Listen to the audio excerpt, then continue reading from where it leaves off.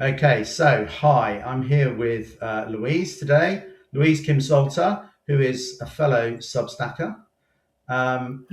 Maybe we could start by, because actually it was you that introduced me to Substack. So, what brought you to Substack? Hmm. I think when I was coming across certain articles that weren't shared directly, like I hadn't found on Substack. I think they just happened to be on Substack, and then I thought, oh, what is this place? And what I really love about Substack is the focus is on the writing.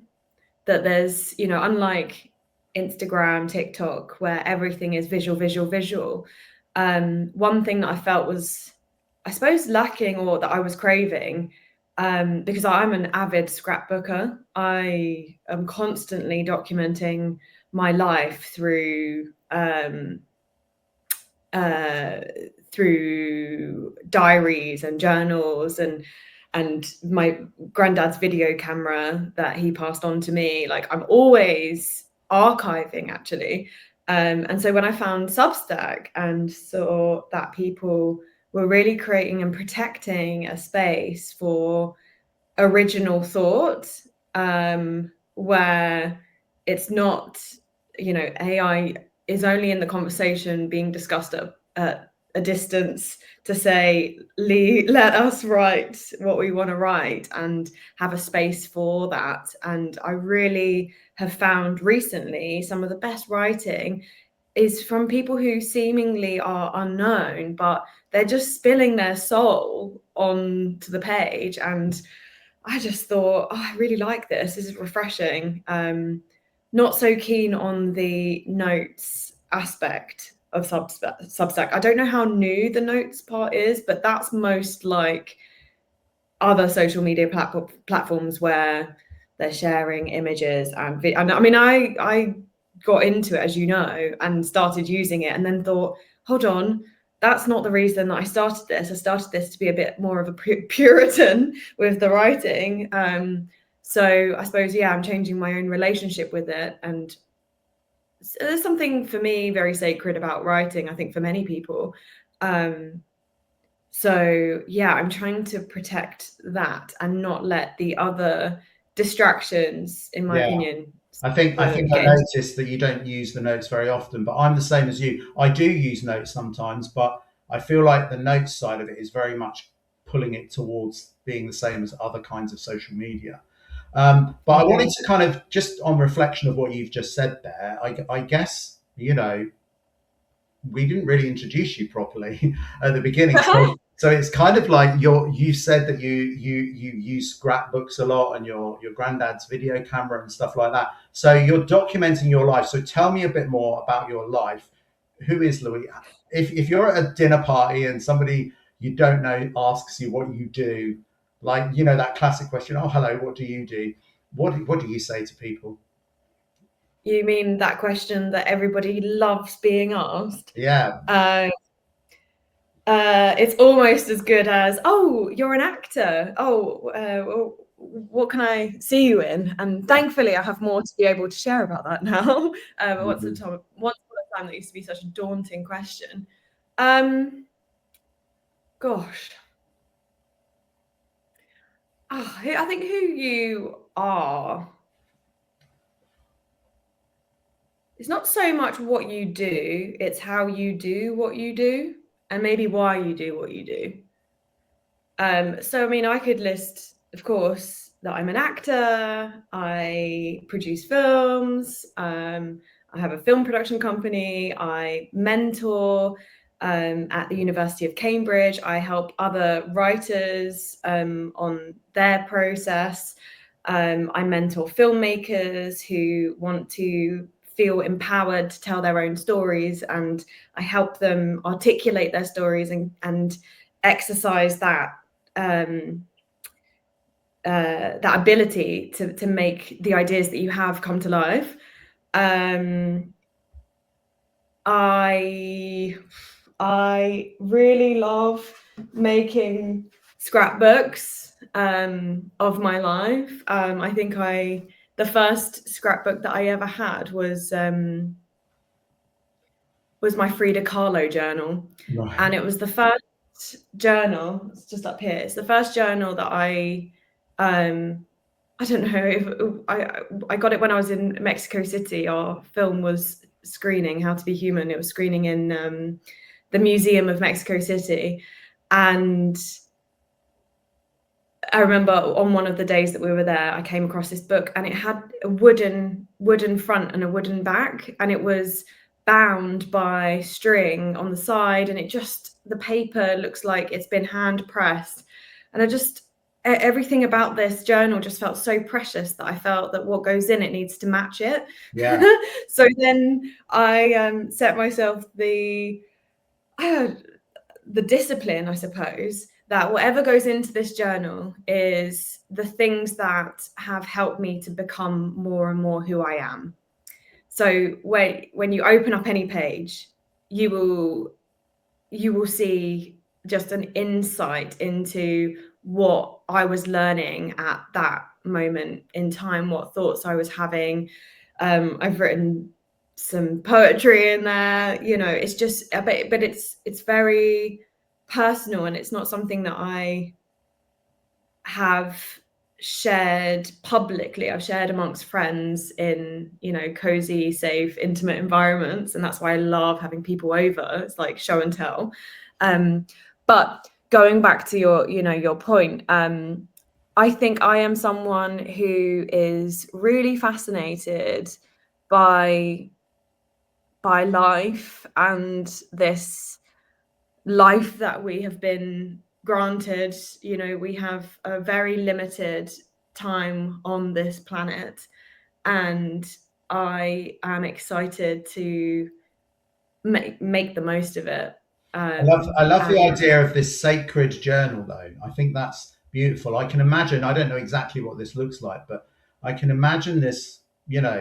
I've had similar experiences in terms of finding something that feels beautiful, feels nice, feels good, and wanting everything that you put in. It's almost like I was going to say curating your life, but you're not curating your life. You're curating what you want people to see through the medium of that journal. So it feels like it's really important to you what goes into it. So I imagine you don't like get up every morning and scribble notes in it. It will be much more conscious, intentional. So yes. I'm wondering, can you remember the first thing you put in there and why? Why was what you chose to put in and why? Yes, I can. Because something that I have found a pattern in my early adult life was that I had a challenge with confrontation. And I was at an acting class with a very famous, she has a very famous book that I actually do recommend, but I won't mention it for the sake of what I'm about to share. And basically there was this girl who looked very similar to me on stage with this, I believe, a guy, and they were in this relationship in the context of the scene that they were doing, and for whatever reason the actress was just having a hard moment, and the workshop leader, let's say, she was kind of blaming the girl and saying, like, what, why are you an actor if you're finding this so hard? Like, you shouldn't be. It was just really so heartbreakingly critical and damaging, and my heart was going out to her, whilst, because I felt, I was really empathizing, thinking, God, it could be any of us upstage, on stage. Any of us could be having a bad day, and we could be receiving that kind of abuse, which can be so, so, so damaging to confidence, which is something we have to all protect as artists and people, human beings. And there was this woman who was sitting behind me, who I didn't see, but she was sitting behind me, and she was laughing every time this every time there was a criticism that put the girl down, she was like laughing behind me. And I thought, you know what? And loudly, like audibly, like almost wanting to be heard. And I said to myself, if she laughs one more time, even though I did not want this confrontation, because I have a fear of I had a fear of confrontation that I think is much better now. At the time, and I was probably about 23. I said, if she does it one more time, I'm going to turn around and say something. And I was like, please don't laugh, because I don't want to turn around. Lo and behold, she laughed. And I just swiveled around and I said to her, excuse me, are you an actor? And she said, yeah, why? And I said, because I just thought that if you were an actor, you would have a lot more understanding for someone who's going through the process and is doing exactly the thing that we're learning and trying to, sitting here to learn about. And then I just spun myself back round. My heart was thumping in my chest. And I was shocked that also she didn't say anything back to me, because that was my fear with the confrontation. I thought, if I confront, she's going to come back with something really snidey, or she'll come back with a comment that, leaves me feeling worse than if I'd have not said anything at all. But she didn't. She was stunned and didn't say anything. I could see that she wasn't able to say anything back. And what I wrote in my Frida Kahlo journal is that first page, lesson 1. I've learned that when I say my truth, the thing I believe in wanting to communicate, it's almost like an electric shock. It's like electricity. It can't be. I've noticed it almost can stun people when I speak the very thing, of course, with kindness, and it was rooted in kindness and rooted in empathy and compassion. And I think, that's something I've worked a lot on, ensuring that my that actually helped me to overcome the confrontation, because I would just run it through that process. Is it kind? Is it helpful? Is it necessary? Which is a very Buddhist approach to communication, which I'm sure you know a lot about. And that's what I wrote in my diary, is that the truth cannot be denied. It is like electricity, and it's almost like you are casting spells. Abracadabra, I create as I speak. And that is what helped me to really be able to overcome my confrontation, because I create as I speak. It's really interesting. I'm loving the way you. This is why I wanted to talk to you today, is because what I love about you is the fact that I can ask you a very simple question about, and then you tell me a story, and the story is important here, really important, and that's what makes you an artist, an actor, a storyteller.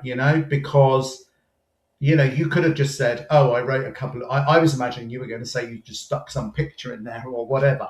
And, it would have been important. But it's the story that matters. And also what you said, I can reflect back on that as well. I think of this thing about the truth is when you're speaking your truth, and I think it's really important because most people don't get this, it's very different from an opinion, And what you weren't saying to that person behind you is, you're being really rude. You're saying this. Blah blah blah. Whatever. You weren't saying any of that. You were just stating something to her about, are you an actress? Are you an actor? And if you are, I thought you might be a little bit more sympathetic. Whatever your words were. But the point is, you were saying what you felt in that moment. And I think that's so important, because a lot of us don't do that and that's where conflict actually lies. And I talk to people about this all the time. This conflict really only comes from a place where you're rooted in your opinion and your thoughts, rather than coming across through your feelings. And it's so important we listen to our feelings. And my guess is, as an actor, that's something you want to do, is to speak from what you're feeling, rather than being overly caught up in your head and what you're thinking. I mean, am I right? I think, yes. I think it's it's about being connected to what you're feeling, I Yeah. would say, and then being able to express what you're feeling, because Yeah. there's so many layers to becoming an actor, in that sense. I wrote actually the first page in another book that I found, that I've started to have multiple I scrapbooks imagine on the you've got go now. loads of books. I've got quite a few on the go at the moment, because when I see them, you get a feel, as you say, from something so precious and special. And Yeah. I thought, oh, okay, I saw it in a charity shop, and I thought, I'm not going to come by that again. So it's just beautiful. And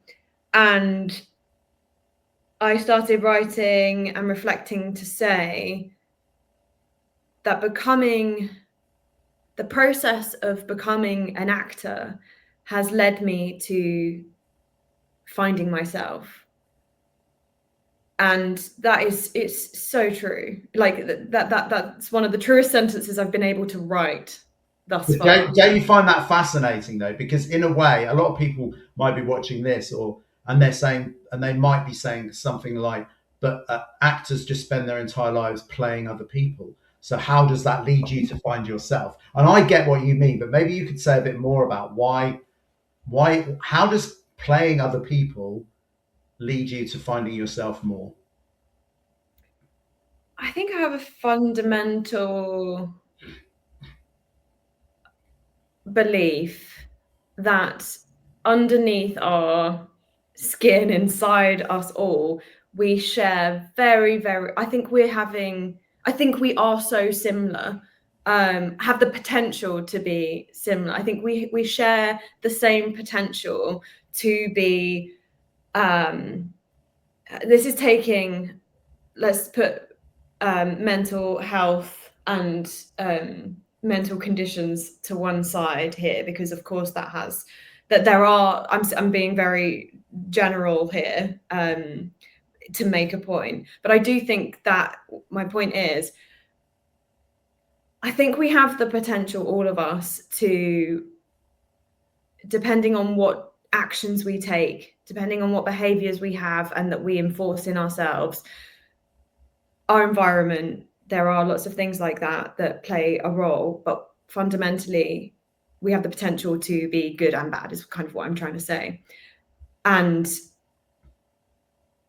when I'm connecting to a role, I don't start from a place of thinking what are our differences. I think I do start from a place of what are our similarities, and I find that connection of, okay, no, as I go through my life, I feel like I am playing different roles as Yeah, Louise. Like we absolutely. always are, Yeah. we're always playing, we're always wearing different masks in different situations. It's how we socialize. It's, as a human species, we adapt and we get what we need and want in life, just like characters do. We face obstacles just like characters do. Like, we are going through our own stories that, you can either see yourself as an author of, or as a a character within. And I think that that's really interesting, because I think quite a lot of people, speaking about confidence, for example, I think people who have challenges with their own self-image, they see themselves as the supporting characters in other people's stories. And I'm thinking of someone in mind right now, and I'm trying to help them to see that they are the protagonist in their own life, and they deserve to be. And we can, being a protagonist doesn't mean, it's not a negative thing. There's no judgment attached to that. It just means that you see the value, I suppose, of yourself in your own story and in your own journey. With the acting question that you asked, people do think that acting is pretending. And yes, of course, we are making believe. Mm. That is the thing.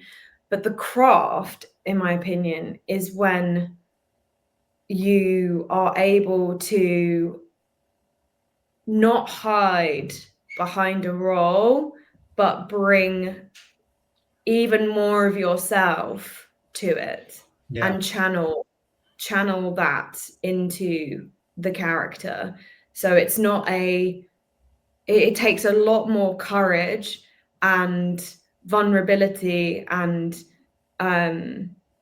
you're exposing those parts of yourself that really do, you're acknowledging that those parts do exist. Yeah. If you're playing Iago, I don't know why that comes to my mind, but Iago in Othello, he is Machiavellian, he is manipulative, he is conniving, and I can draw from my own experiences of when I got hints of, oh, if I was to do that, that would be a manipulative behavior, and that's where self-awareness plays such a big role in all of our lives, so that we can ensure that we are taking conscious decisions that reflect who we feel we are. But we're human beings, we have the potential Well, for it all. but that's the interesting thing, isn't it? I think when you're playing a character and you might initially think, oh, this person's nothing like me. But actually, I mean, you can tell me if you agree, the idea of being a really good actor is that you put aside those thoughts, because those are thoughts about, oh, Yeah. this person's nothing like me, and imagine, yes, but if I was in that situation, how would I be? Because I can't know that I wouldn't do the same thing as this character. And I think that's really important, because a lot of people, when they're faced with a crisis in their lives, for example, they behave in Mm-hmm. a very different way to how they thought they Mm-hmm. would. So, you can ask somebody arbitrarily, oh, what would you do if you're in this? And everyone will come up with an idea. And it's like, no, no, no, no. Unless you're actually in that situation, you don't know. You can't know, you know. And Mm, there's a beautiful book that I read years ago, which, I've got two books to recommend to you actually, because there's something else I thought of earlier. But this book was called Lord Jim, and it's written by Joseph Conrad. It's written a long time ago, but it's just a fundamentally brilliant book about the human psyche, about this young guy who basically, in certain situations, really quite, awful situations, does not behave in the way that he believes he should or would. He's supposed to be a hero, and yet he becomes ultimately a coward. And it's about that juxtaposition between who you believe yourself to be and who you are yeah, in a crisis.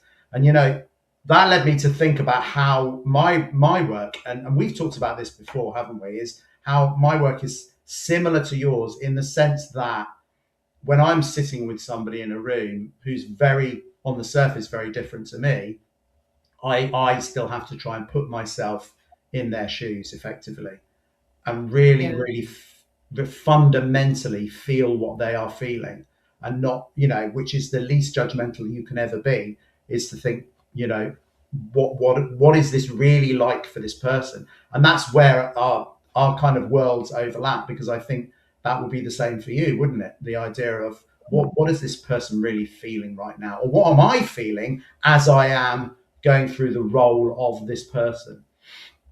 yeah. This, what the topic of this is for me is judgment, and Mm. how different the world would be if judgment just didn't exist. Yeah. It's the reason for the divide in a lot of circumstances. It's the reason why a lot of conversations break down. As you were saying before, um, and yeah, it's just unhelpful. That's why I look for the similarities, not the differences, because I think if I was looking for the differences in myself and the characters, then I'm creating more distance. Yeah. I'm looking to come closer. I'm looking to I essentially I want to get to a point where I can live and breathe and improvise in this character. I can go down the road and order a coffee in the cafe as my character, and I can relax into it. Yeah. And that preparation actually is, I put that into action with Darker Days, the feature that we did this year. I Because the script was still being written in the time leading up to us going into production, I had said to Bruno Centofanti, the writer, I'd said, do you know what? I'd actually rather. I know we've talked about the story. We do know what the character goes through, and I do have this information. So it's not that I'm, I'm familiar with the story, But I said, just send me the script when you're really happy with it, and I will go on that script, because it's going to be really hard for me to relearn, I think. It's possible, of course, but I also liked the challenge of not being able to be too prepared from a line learning perspective, which you speak with Anthony Hopkins. He says that he reads his script like, I don't know if it's like 600 times, but an enormous amount of time he spends just reading and reading and reading, and that is a process. But for this, I thought I would try something different with my character development, and I had a great mentor called Rob Marchand, who has a process called character-based improvisation. And because I knew that the script was kind of quarantined, as he would put it, because that was being worked on, we just focused on the character development aspect of it. And we were creating a character, that had her own life, that we knew what happened outside of the script and the film. Like we knew, it was like we both knew who this person was, and we knew them as the idea in his process is that we kind of know them as well as we know ourselves, which is a feat, but it's the principle of really being able to breathe life into the character. And then the two came together when I did receive the script, and hopefully all of that preparation and that work that went into bringing this character and preparing this character will, I'm hoping, because I haven't seen the finished film, but I'm hoping that audiences will really connect to her character in the way that I did. Yeah, but I was going to ask you as well, when you are working with the scripts, like, and we can talk about this in a minute, because you do this work at Cambridge as well, which is kind of like, Mm-hmm. so, helping scripts or writers develop scripts. So I'm wondering if, is there a process? Because you hear this a lot from actors, where you might come across a line and you just think, I feel like my character wouldn't say that. Like, you would change the line, and how precious are the writers that they would say, no, no, no, you've got to say it exactly as it is. I don't know. How do you work with that sort of area? I think it depends on the writer and the director, depending on which point in time this is being brought up, whether it's in development or, have you received the script and you're on set. It depends if you feel like it's a collaborative environment, then I wouldn't. So another story that links to this, when Stephanie Joland, the director of of Reverie, the performance that we had at the university, I'm getting my wires crossed. When Stephanie Joland, the director of Reverie, that was at Cambridge Junction, Which I earlier came to this year. see you in. So we'll talk about that in a minute, because that was amazing. We had, thank you. Well, we had such an interesting process, because the play's written by and created by Joanna Holland, and semi-biographical too. Our dynamic was so collaborative that, as you know, it was a one-woman show, and I had pages and pages and pages and pages and pages to memorize and learn. And Stephanie was using my memory of the text, and if ever I got disconnected from a line, she would say, "Okay, let's just stop here." She was using my memory as an actor and trusting that, I suppose if I'm able to learn all of this, the memory is not really the thing in question from her perspective. She felt that there was a missing link between the line and the line before and the next line. So anytime there was any, and I would get caught as well at the same line, and she said, "Okay, let's talk about this." So she would delve in deeper into that line. We would discuss it. We had Joanna there telling us who wrote it, and we were just kind of together. There was this dynamic between us where we were kind of just seeing if there was a missing thought or a transition that was missing. So this was like one of the most collaborative experiences I've had, that my memory was being used to help the writing, and that's not in any way to take away from the writing. It was just interesting how 99% just flowed and there was no problem, and yet you got that some little snags occasionally, and that's when Joanna might add another line in just to further qualify that, and then that would embed in my memory, making that image even more vivid, and then we didn't have that stumble. And it was, so you can have experiences like that, and I haven't yet come across.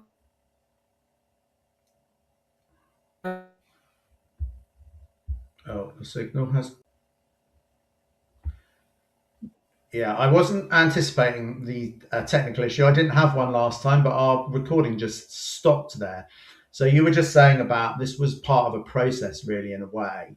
But you were just going on to, I think, to say something else, perhaps about like other experiences where you might have, where you haven't maybe thought, oh, I need to change the line here, and get the writer on board with that.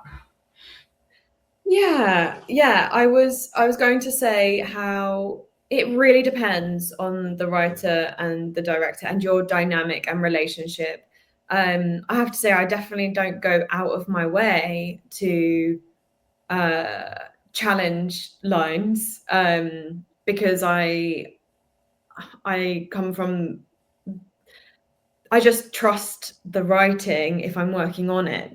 I've read through the script at that stage, so it's instead of defending straight away and saying, "Hey, I don't really feel like this," I would perhaps question, and I would do this in sessions with the writers that I work with. I prefer to, maybe there's something that I'm not understanding. Maybe there's something that I need to clarify. So sometimes I might say, this line here, can you talk me through what your intention was behind this Yeah. line?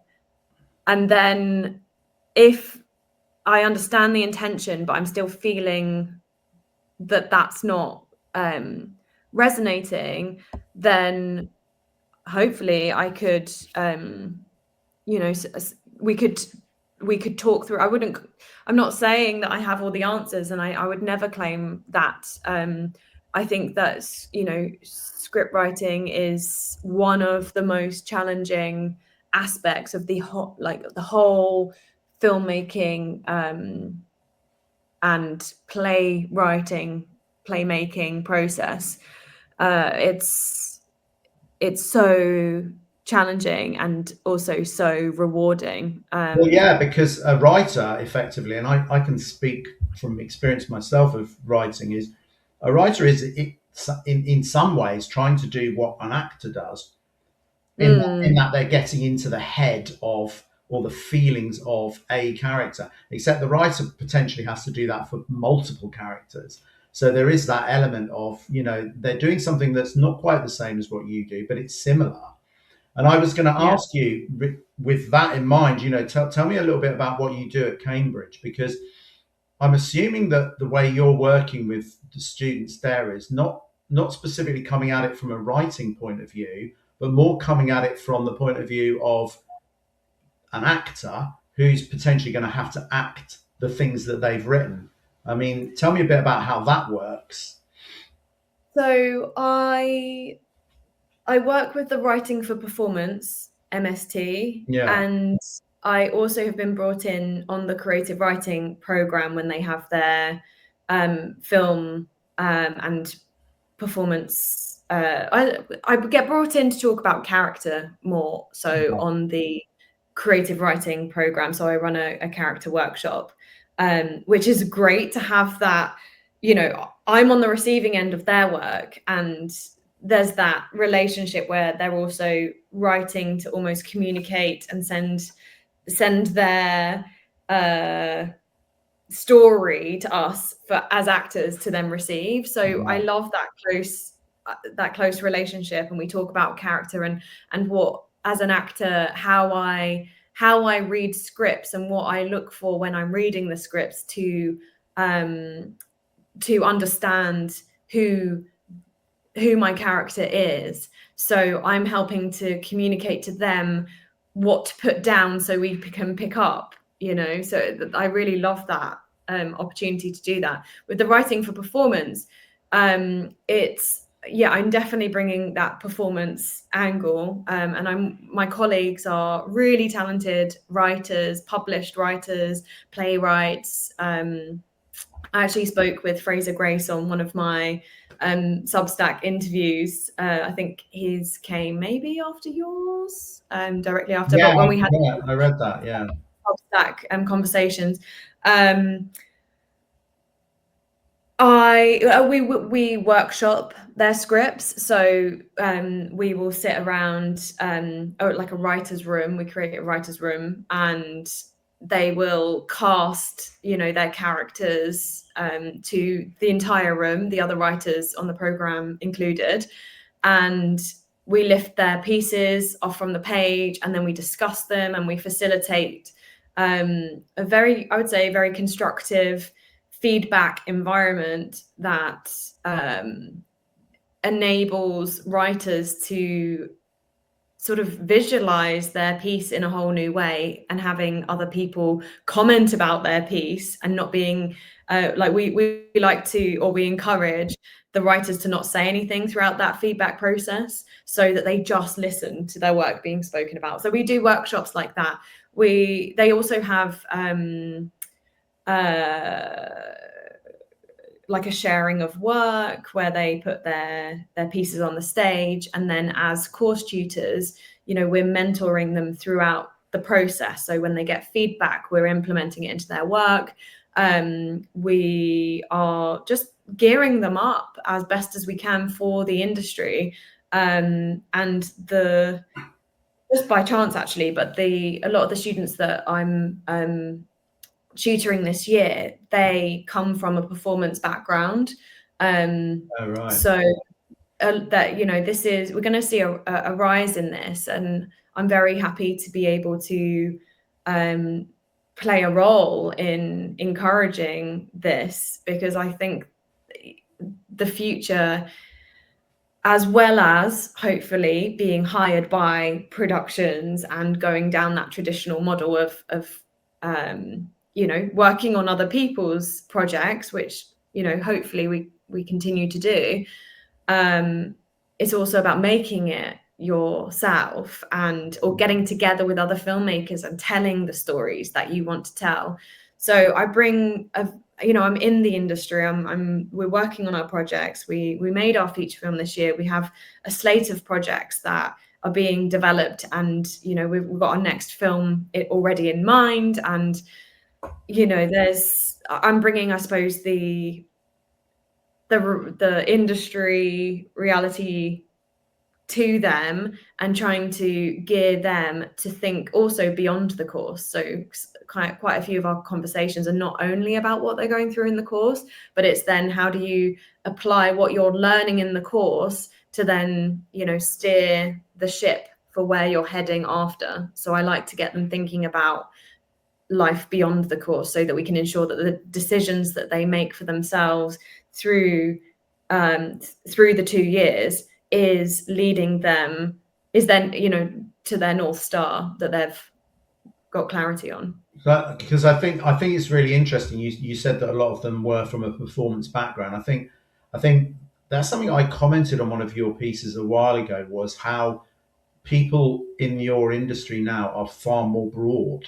If you went back like 50 years or something, an actor was an actor, a writer was a writer, a director was, and you just did your thing, and very Yeah. rarely did more than one thing. Occasionally, of course, but nowadays it's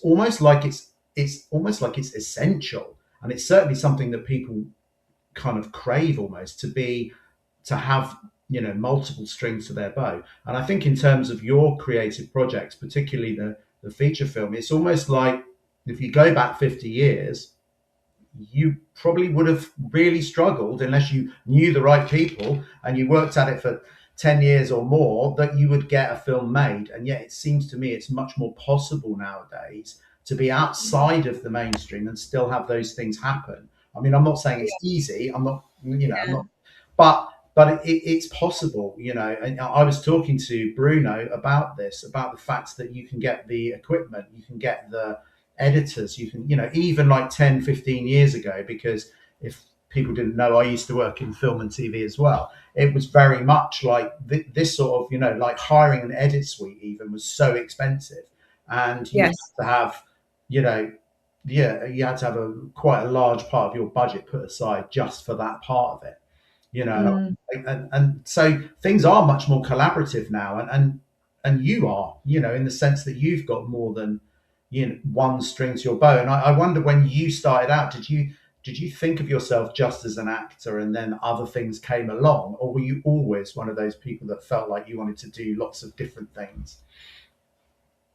Well, I definitely thought that I was just wanting to be an actor, and I think if more if the industry hadn't the industry is notorious for having barriers and, Yeah. you know, being quite a gate, has many gated communities. And as someone who didn't have any connection to the film industry or, whatsoever, uh, I I was always doing what I could in order to be able to have that career as an actor. And it was early on, really, that I was at a film festival, um, and I was actually hosting, because this was maybe the second or third year that I'd gone to this very local film festival. It was the Rob Knox Film Festival, that actually just had its festival. I think the last two festivals were at Picture House Central, which is amazing, the trajectory that this festival has gone on. And I was there, and I met a producer who I was speaking to as an actor, and I said, do you have other, projects? Because they'd just made a feature film. Would love to be kept in mind if you have any, roles coming up. And he was like, we just made our film, so it's going to be a little while until that happens. But have you considered producing? And I thought, no, because I want to be an actor. And I didn't, at that moment, realize how the two can go hand in hand. And he was like, yes, but you can be producing whilst you can still be acting, but you can produce and then create some stories that you want to be a part of. And I thought, okay, well, I'll consider it, but I was quite reluctant. And then it's only through my journey where, if I think about it, making How to Be Human just would not have been possible. That was the first film that I produced. And it was a role that I wanted to play. And I was really lucky that Sophie Kennedy Clark, who won a BAFTA for her role in Philomena, played my sister in the film. that would not have happened had I not have learned how to produce through this company. I was a junior producer there. So they offered me a job. I'm kind of telling the story retrospectively, all over the shop. But all of these experiences played such a huge role in who I am becoming as an actor, and who I think you respond to your resources that you have available. And I talk about this a lot because everybody has a different set of resources and access. You might have access to a barber shop because your best friend owns a barber's. Yeah. And so, if you were an actor, you might, knowing that the location is a big part of it, because that's essentially your playground. Location is a huge part of it. Who you have around you to support you in making it happen is a big part of it. But the biggest part of all is the story, because anyone now can pick up their phone and just press record. Does that make an award-winning short film? Does it make an award-winning story? Just by pointing your camera and waving it around? No. So there's more. What is the challenge now is, and which is where I think writers have a huge advantage in the industry, is learning how to tell a story well. And please don't ask me, how do I tell a story Well, I well? was just going to say, I, if we had I time, that would be a whole other that half would an hour, be an we hour. would need to What makes we a would good need story, and I've been thinking about that a lot myself in terms of writing, because despite the fact that my background is now, at least, is as a therapist, when I got to work with Amber, it inspired me more to kind of think about storytelling and what that means, and helping her, just because her new project happens to be set in a therapy room, that she got me involved, just to see that side of it and think about that, and then go back to some of the stuff that I wrote when I was much younger and developing those ideas. I think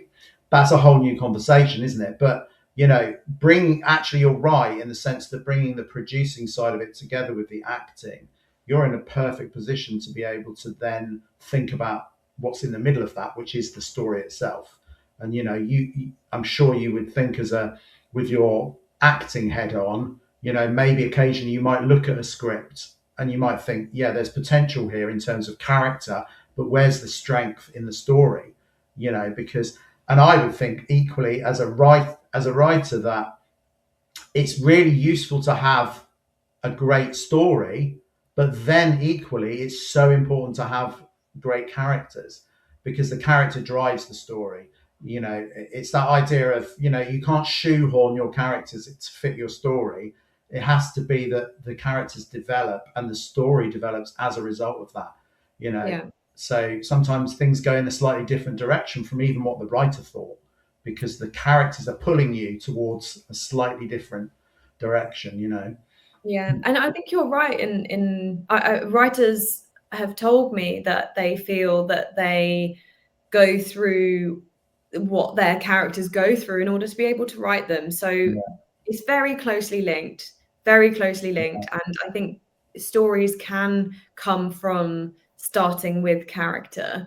Once you establish what that character wants and needs, what they're aware of and what they're not aware of in terms of what they need, the obstacles that what's getting in the way of them getting what they need. Story is conflict, and it's reflective of the human experience, and we know that our human experience is rich with challenges and obstacles and things that we constantly are overcoming, whether that's on a daily basis or they feel insurmountable, the challenges we go through. But it's going back to that first question that you asked me about my own character, it's how you choose to overcome the challenges that you go through that I think also has plays a big role in who your own character is. No, absolutely. Because when you said about story being about conflict, my initial thought was, well, not always, but actually it is, because most often what I find in my work is the conflict is between aspects of yourself. You know, who you think you are and who you actually are, and Mm, that in itself creates the most interesting conflict. And that's why, mm, when I said to you about that idea of somebody being in a huge crisis in their lives, and behaving in a very different way to how they imagined they would, and that's about yeah. conflict as well, because it's like there's a part of you that says this is how I should, and I always highlight that word, is the word Yes. should. This is how I Yeah. should behave, but this is how I actually did behave, and Yeah. that's conflict.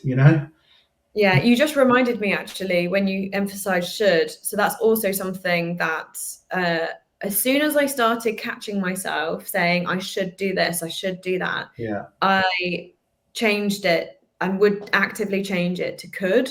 yeah, Could is the yeah. same word, but without the expectation. Well, yeah, because when people say should, I often challenge that and say, but who is that is really saying should? Is that Yeah. really you, or is that Yeah. just Ooh, is that learned behavior? Is that yes. learned from your parents, from some other person in your life, or Yeah. society even? Society says you are this, and therefore you have to be. Hmm. So it's always Hmm. really useful to highlight the word should. But I'm, Yes. I'm conscious of the fact that we've been talking for a huge amount of, well, nearly an hour, but I don't think it is quite an hour because we had that small break in the middle. And but How long are you trying to cap the conversations at? Yeah, the one with Amber was about 35 minutes. I think we've probably gone over that, but I would say the one thing I was going to say to you, just going back to what you were saying about scrapbooks or notebooks and stuff like that, it just made me think of a book that I've read several times in my life that I'm pretty, I'm fairly sure you won't have read, but it was a book that used to be like the canon of feminist literature, although the writer never wrote it as a feminist piece at all. And it's a book called The Golden Notebook, and it's by Doris Lessing. Doris Lessing Oh, Doris I Lessing died about 10 years ago now, 15 years ago, and she won the Nobel Prize, and her work is astonishing, and all of her characters are female, like central characters are always female. yeah. Well, I remember reading The Fifth Child Yeah, and the monster that she describes in her stomach and yeah. leaching from her teeth was so vivid that it's still, yeah, she's an amazing But writer. the It's the Golden Notebook is what is like. It's just a oh, phenomenal book, and the central character in that, although there's more than one character, is basically keeping these different notebooks throughout her life, and it all culminates towards the end. And I'm not giving anything away here. It all culminates at the end of this great novel with the Golden Notebook, which is kind of almost like a summary of her life. It's not really like that, but that's the best way of describing it. But it's just an astonishing piece of work for the way in which she structures it. It's quite a difficult read in places because there's some pretty horrible things that happen, and it's very political in places as well.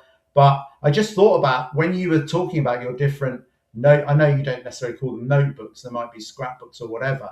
But it just I was just thinking of this character, how she chronicles her life, and she uses yeah. color. So she has a red, a blue, a yellow, a black, and a golden notebook. And the golden notebook you don't read until right at the end. Oh, Um, interesting. I, Oh, I will I definitely think take you that. find it really interesting. Yeah, that sounds great. I will